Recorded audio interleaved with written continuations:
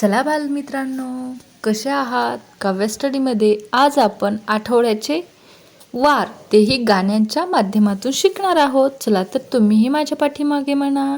सोमवार शंकराचा, सोमवार शंकराचा, बेल फुले वाहण्याचा, बेल फुले वाहण्याचा, मंगळवार मंगलकारक, मंगळवार मंगलकारक, सर्वांना तो आहे प्रेरक, सर्वांना तो आहे प्रेरक. प्रेरक.